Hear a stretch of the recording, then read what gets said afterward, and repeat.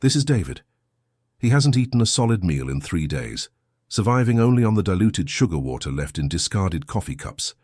His clothes were fused to his skin by layers of grime, and the biting cold of the concrete underpass had become a constant, dull ache that replaced hunger. David was a ghost, a man without a past, utterly invisible to the rushing tide of the city's elite. He possessed nothing except the gnawing fear that he would never remember who he was, or why he woke up alone on the street 6 months ago. The world saw him as refuse, a forgotten organism living off the scraps of civilization. Then, the impossible happened. A sleek, obsidian-black Rolls-Royce Ghost, a vehicle worth more than David's entire life expectancy, screeched to a halt less than 10 feet from his huddled form. The driver's side door opened with a near-silent hydraulic hiss. Out stepped Sarah. She was the definition of untouchable wealth, a woman draped in immaculate cream silk, carrying a handbag that cost more than a year's rent in the city's most expensive tower. Sarah was the daughter of the city's most formidable real estate mogul, a symbol of everything David had lost, or perhaps never even known. She was there to look at a new development site, not to witness human suffering. David, accustomed to being ignored, braced himself for the inevitable insult or the swift, cold dismissal. He lowered his head further, trying to melt into the rotting cardboard. But Sarah didn't look away. She didn't flinch at the smell. She didn't call security. She approached him with a terrifying surgical precision. Her jaw dropped, the silk bag sliding forgotten to the wet pavement. Her perfectly composed face fractured instantly, contorted by a raw, guttural grief that seemed too immense for her fragile frame. She didn't see a beggar. She saw the ghost of a man she thought was dead. She collapsed to her knees in the filth, burying her face in her hands, screaming a name that David didn't recognize, a name that echoed with power and ownership. She was looking at a man who was once her husband, a man who, before he lost his memory, was a multi-millionaire CEO. But what happened next? When the family that declared him legally dead was forced to confront the impossible truth, and the man who orchestrated his disappearance realized his victim was still breathing, will leave you speechless. The name Sarah screamed was an echo, loud and terrifying, but it meant nothing to the man huddled on the street. David felt the wet concrete pressing into his bruised ribs. This was his reality. The smell of stagnant water, the metallic tang of his own unwashed sweat, the perpetual grinding hunger that kept his mind sharp, but his body hollow. For 6 months, the street had been his master, his judge, and his executioner. He was a ghost trapped in the skin of a beggar. His suffering was not passive. It was a daily vicious battle waged against the elements and against the other desperate ghosts who shared the alleys. He did not steal. He did not cheat. He did not beg with his eyes wide open, pleading for pity. Pity was a weakness he could not afford. Instead, David offered service. He spent his daylight hours collecting discarded boxes, stacking them with a precise, almost architectural efficiency. He created small temporary shelters for the elderly and the sick, who could no longer defend their own scraps of territory. He had an innate ability to organize, to manage resources, a CEO's instincts applied to the economy of the gutter. Just last week, he had faced down a hulking man twice his size who was trying to steal a handful of stale bread from a mute boy. David moved with a speed he didn't know he possessed, a calculated aggression that surprised even himself. He didn't fight dirty, he fought efficiently. The hulking man retreated, shocked not by the strength of the malnourished beggar, but by the cold, commanding authority in his eyes. That was David's superpower, the buried, untouchable core of a man built for leadership. He was a martyr defined by his refusal to become the filth that surrounded him. He maintained a small, invisible boundary between the man he was and the creature the world saw. But the price of this virtue was immense. His body was a map of injustice. The scars on his knuckles were from defending a sleeping woman. The deep purple bruise spreading across his hip was from a fall he took while carrying heavy scrap metal he planned to sell just to buy a single, clean bottle of water. He suffered for the smallest dignities. He was constantly cold. The cold was not just external, it was bone-deep, a constant reminder of the void where his memories should be. He often woke up screaming into the night, not from a physical threat, but from the horrifying realization that his entire identity had simply evaporated, stolen by an unknown force. He was a good man, trapped in a living hell, paying the ultimate price for a crime he couldn't remember committing. And now this woman, draped in wealth that mocked his every shivering breath, was screaming a name that felt like a phantom limb, present, but agonizingly unreachable. Sarah's wails intensified, tearing through the industrial silence. She reached out, her fingers hesitant, hovering just inches above his matted hair. David flinched violently. He did not know this woman. He did not know the name she was screaming. All he knew was the overwhelming, impossible contrast. The stench of the sewer and the sharp, expensive scent of her perfume, the filth covering his hands and the diamond sparkling on her finger. He looked up into her tear-streaked face. Her grief was real, raw, and utterly incomprehensible. He saw his own terror reflected in her eyes, the terrifying, sudden collision of two universes that should never have touched. He didn't know he was looking at the woman who was fighting the city's powerful elite, believing her love was dead. He didn't know that the powerful man who put him here was watching the news, preparing his next move. He only knew the name she was screaming felt like a key, and he was terrified of what door it might unlock. David pushed himself away from the wall, the sound of tearing cardboard a loud protest in the alley. He didn't recognize the name she was screaming. He only recognized the immediate danger inherent in this sudden, intense attention. He was a shadow. Shadows do not belong under spotlights. He needed distance, scrambling away on his hands and knees, ignoring the searing protest from his hip.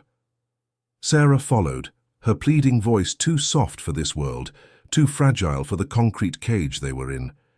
He saw the genuine agony in her eyes, the devastation of loss, but his instinct was pure survival. He was programmed by months of cold streets and sudden violence. Trust was a weakness that meant death. He rejected the hand, the wealth, and the impossible truth. He crawled until his back hit the cold, damp brick of the opposite wall, preparing to fight the rich woman, who insisted he was someone else. Then Sarah stopped chasing. She reached into the inner pocket of her pristine designer coat and pulled out something small, worn and impossibly clean, a photograph laminated and preserved like a holy relic. "Look, David," she choked out, her voice breaking. "Look at your eyes. Look at the scar above your eyebrow, the one you got when you were 10. She held the image out. David hesitated. The man in the picture was a ghost of impossible contrast, tailored suit, bespoke watch, a posture radiating absolute, unchallenged authority.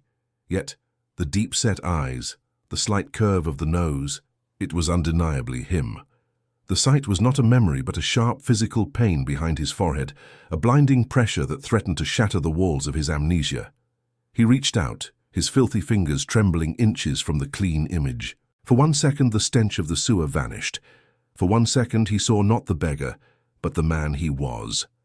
Authority, power, love, hope, electric and terrifying, pierced the void. It was the first coherent emotion he had felt since waking up on the streets. He nodded, a slow, agonizing movement of surrender.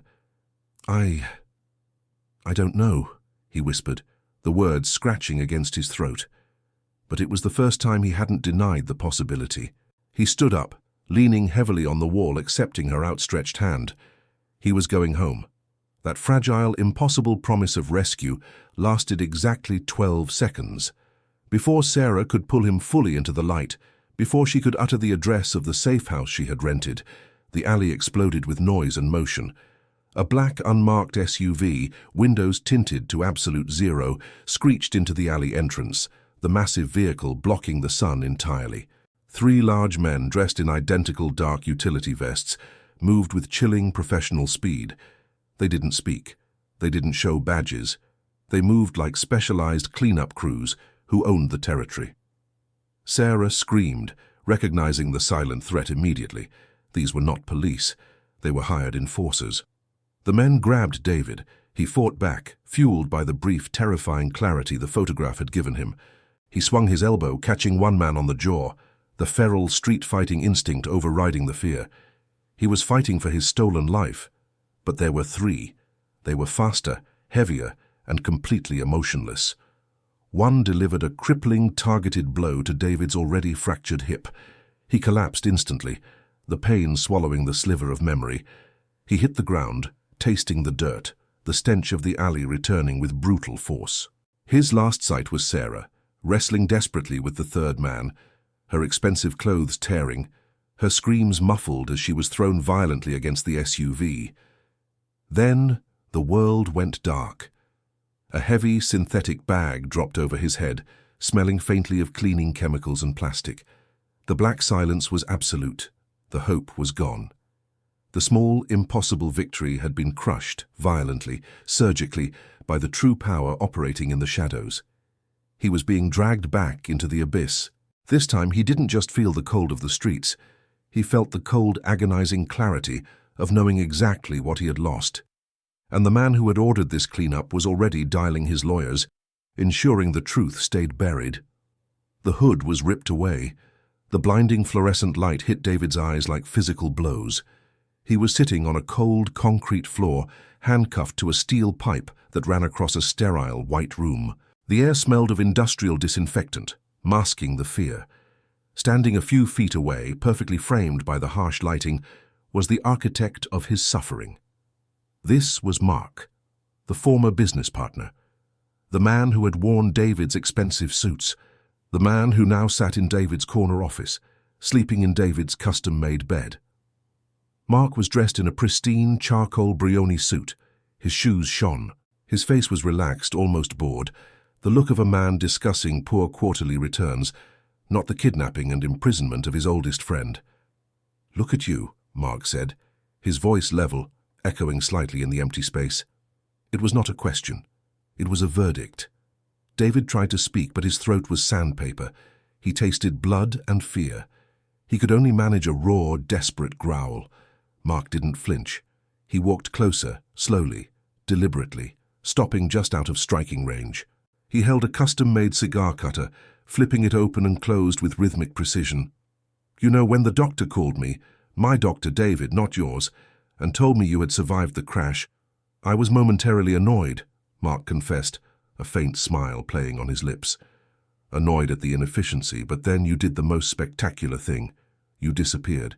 You became a ghost, a highly profitable ghost." Mark knelt down, bringing his face level with David's filth-caked cheek. The contrast was nauseating.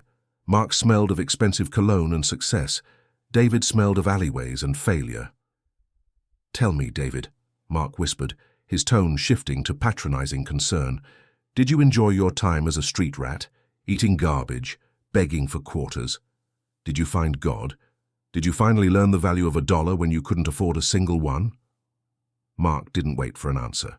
He reached out a gloved finger and delicately, disdainfully flicked a piece of dried mud from David's hair. "The tragedy is that you could have walked away. You could have stayed forgotten. But you had to be sentimental. You had to run into the one person who remembered the old life." The mention of Sarah ignited a fresh wave of rage and terror in David. "Sarah," Mark sighed, rolling the name on his tongue as if tasting something bitter. "Sweet, stupid Sarah. She thinks she's a hero. She thinks justice exists outside of my bank accounts." Mark stood up, dismissing the thought. "Let me be clear, David. Your memory is a liability. Your name is now a billion-dollar asset, and assets are managed. Any attempt, any stray thought, any flicker of recognition from anyone you once knew, I will crush them, systematically, financially, and then personally." He gestured vaguely toward the corner of the room, where a steel door stood. "The enforcers are already dealing with Miss Sarah's foolish intervention. She's learned a very expensive lesson in minding her own business. I suggest you learn yours." Mark pulled out a crisp white handkerchief, wiping the hand that had touched David. He dropped the handkerchief onto the floor beside David's head, a final, deliberate act of absolute disgust. "You are not David anymore," Mark declared, his voice hard, final. "You are property. You are nobody. And if you ever try to remember who you were again, I promise you, I will make you beg for the streets you came from." The steel door hissed open. Mark didn't look back. He simply walked out, leaving David chained, shivering in the sterile silence, the stench of the alley replaced by the cold, agonizing truth. He hadn't just lost his life, He was now a prisoner in the fortress built entirely from his own stolen fortune. His survival was not freedom, it was controlled torment. The cold was a physical weight, pressing David's consciousness down. He didn't scream or cry, he just focused on Sarah. The realization that his stolen life was being weaponized against the few people who showed him kindness was a new kind of hell. He was worthless, a liability, an animal chained in the basement of his own empire. The silence was broken by the grating sound of the inner door opening again. This time, it wasn't Mark. It was a man named Gary. Gary was not a hired muscle. Gary was a middle management burnout, tasked with monitoring the asset's biometrics and ensuring the room temperature remained constant. Gary hated this job. He was supposed to be managing logistics in the Asia-Pacific division, not babysitting a ragged vagrant. Gary slumped onto a minimalist stool 10 feet away, pulling out a sleek government-issue tablet. He was pale, sweating under the collar of his expensive shirt.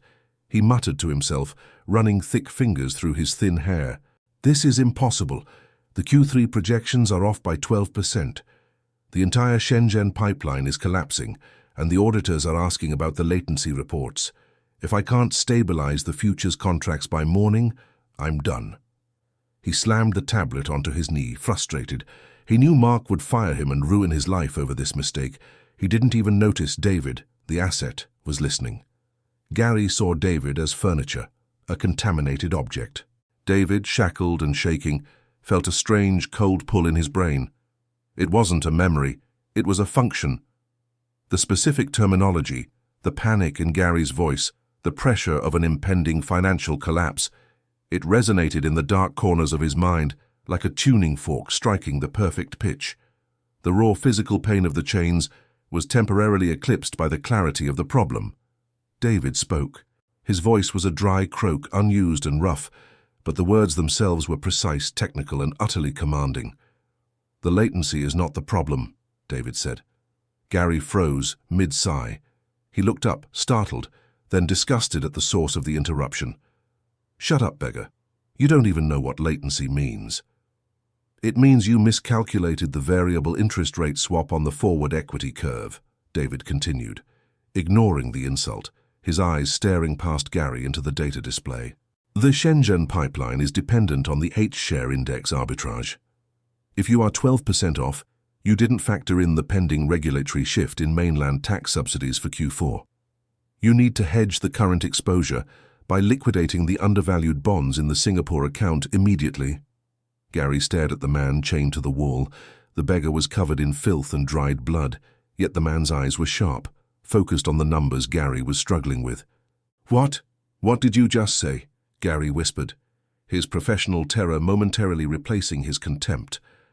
"The Singapore account," David repeated, the words rolling off his tongue with the effortless authority of a man who built the system.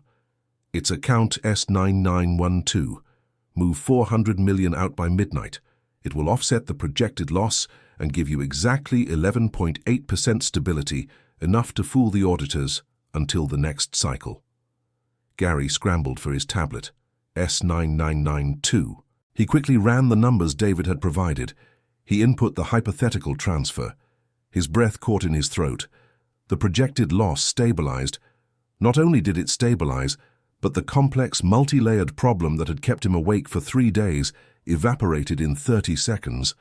The solution was so elegant, so impossibly simple, yet required a level of deep institutional knowledge that only the founder of the company should possess.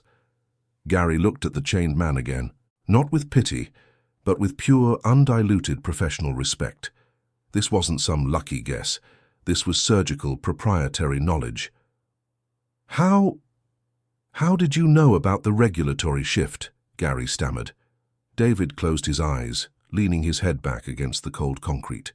He didn't know how he knew. He just knew it was a reflex, like breathing.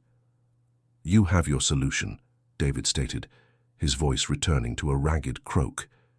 He had given value. He had solved a billion-dollar problem while chained like a dog. Gary slowly put the tablet down. His fear of Mark was still paramount, but the primal fear of professional failure was instantly replaced by a deep, transactional gratitude. This beggar had just saved his career, possibly his entire family's future. "I don't know who you are," Gary said, his voice low, "but that was genius. You just saved me from ruin." David opened his eyes. He didn't ask for freedom. He didn't beg for water. He simply offered the terms of the new silent negotiation. "Sarah," David said, his voice barely audible. "She was here. Mark said he was dealing with her." Gary nervously glanced at the door. He understood the exchange. Information for information, value for leverage. "The woman who helped you," Gary confirmed, lowering his voice further, leaning in conspiratorially.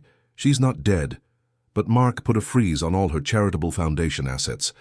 He's going to bankrupt her organization within a week. He wants her to suffer slowly for interfering." David felt a cold, hard resolve settle in his chest.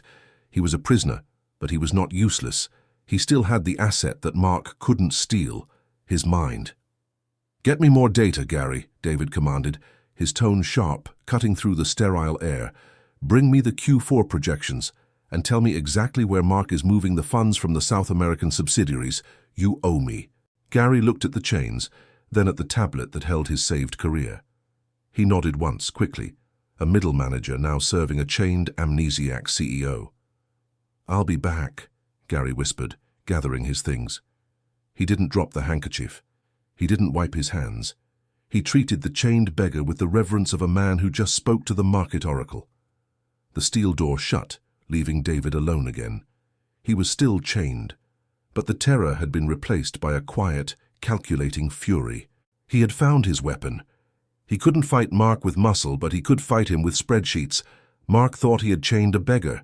He had actually chained a financial weapon of mass destruction. For 3 days, the steel room became the silent war room of a financial insurgency. Gary, terrified but compelled, delivered stacks of sensitive data, regulatory filings, and Q4 projections under the pretense of urgent late-night work. David devoured it all.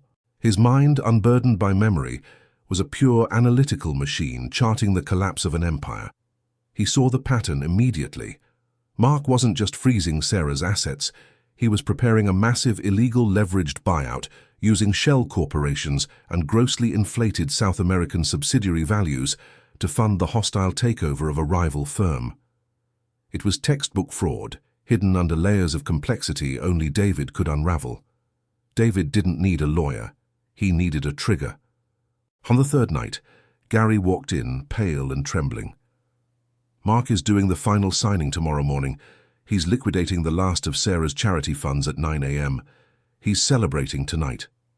David looked up, his eyes burning with the cold clarity of a man who had found his purpose. He pointed to a single line in a spreadsheet detailing the transfer of $300 million through an obscure Cayman Islands account. "This account," David commanded, his voice a low hiss, "is the key. It links the subsidiary fraud directly to Mark's personal signature. You are going to anonymously leak this entire data set, every email, every filing, every projection, to the SEC whistleblower line and 3 major financial news outlets, simultaneously." Gary stammered, his face draining of color. "They'll trace it back to me. I'll go to jail." "No," David countered, his tone absolute, cutting through Gary's fear. "You will use a burner phone and a deep web connection I am outlining right now. You won't go to jail. Mark will. If you don't do this, Mark will bankrupt you and me both. Choose your ruin, Gary, or choose salvation." Gary looked at the chains on David's wrists, then at the undeniable ruinous data on the screen. He nodded once, a corporate slave finally realizing who his true master was. The next morning, Mark sat in his penthouse office, overlooking the city he believed he owned. He was drinking vintage champagne, celebrating his impending victory. Sarah's charity was officially bankrupting at 9:05 a.m. The annihilation was complete. "She should have stayed out of my business," Mark sneered to his chief counsel, a man paid $2 million a year to agree with him. "Charity is for the weak. Power is everything." At 9:01 a.m., the financial world cracked open. The SEC sent out an immediate urgent bulletin. Massive regulatory fraud detected. Assets of Blackwood Industries, Mark Blackwood, CEO, frozen. Simultaneously, the headlines flashed across every major trading screen. CEO Blackwood implicated in $500 million shell scheme. The market reacted with primal terror. Mark's chief counsel choked on his coffee. "Sir, the stock, it's plummeting." Mark laughed, a high, arrogant sound. "It's a glitch, call it." But it wasn't a glitch. The stock wasn't just dropping, it was entering freefall. Panicked traders dumped shares. The leveraged buyout collapsed instantly, dragging several minor banks with it. Blackwood Industries, the empire built on ruthlessness, evaporated in less than 5 minutes. The glass elevator doors pinged open. It wasn't the secretary. It was 2 grim-faced SEC agents and 3 uniformed police officers. "Mark Blackwood," the lead officer stated, holding up the warrant, "you are under arrest for federal securities fraud, money laundering, and conspiracy." Mark stood up, his face a grotesque mask of denial. "This is impossible. Who did this?" He looked wildly at the flashing news report on the giant screen. The detailed data leak was attributed to an anonymous source with intimate knowledge of internal finances. The source had specifically named the South American subsidiaries and the Cayman account. He realized instantly. David. The beggar. The man he had chained. "The bastard!" Mark screamed, lunging forward only to be violently restrained by the police. "He's a beggar. He's locked up. He has amnesia. He can't do this." His denials sounded manic, delusional. The police dragged him out, ignoring his frantic protests.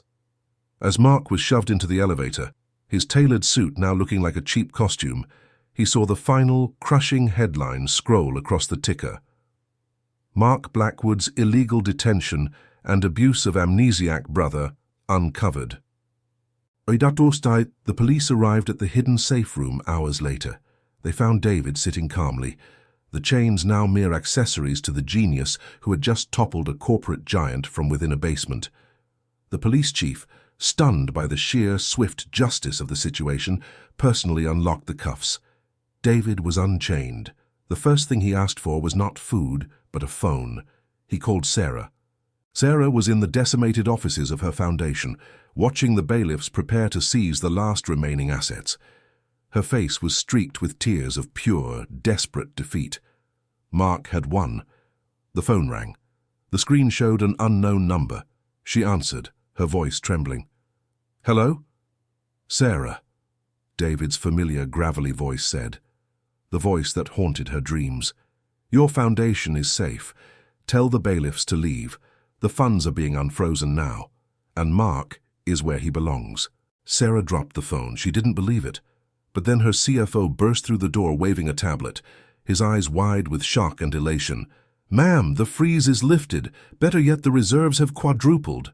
Apparently, David Blackwood's entire personal fortune, which Mark claimed was lost, was just transferred back to the Foundation's main account as a settlement for damages. Sarah didn't wait. She drove straight to the hospital where David was being examined, now surrounded by doctors, lawyers, and stunned police.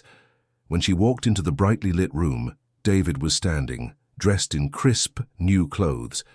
He wasn't the filthy, frightened beggar anymore. He was the man she had always suspected, sharp, powerful, radiating an overwhelming sense of controlled authority. He still didn't have all his memories, but he had the most important one, the memory of her kindness. Sarah ran across the room. She didn't embrace the millionaire CEO. She embraced the beggar who had saved her. "You remembered me," she whispered, tears streaming down her face, not of sadness, but of overwhelming vindication. David held her tight. The chains were gone, but the faint impression of the steel on his wrists remained. He looked into her eyes, the eyes that had seen past the dirt and the despair. "I may not remember the names of the streets I grew up on," David said, his voice finally clear and resonant, "but I remember the face of the only person who saw me when I was truly invisible." Mark Blackwood was denied bail and faced a lifetime in prison. Gary, the frightened manager, received a full pardon and a massive reward for his anonymous cooperation with federal authorities. David and Sarah walked out of the hospital together, side by side. The city was theirs. The beggar had returned, not seeking revenge but demanding justice. And for the first time in months, David Blackwood felt truly, completely free. The debt had been paid. The wicked had fallen. The martyr had risen.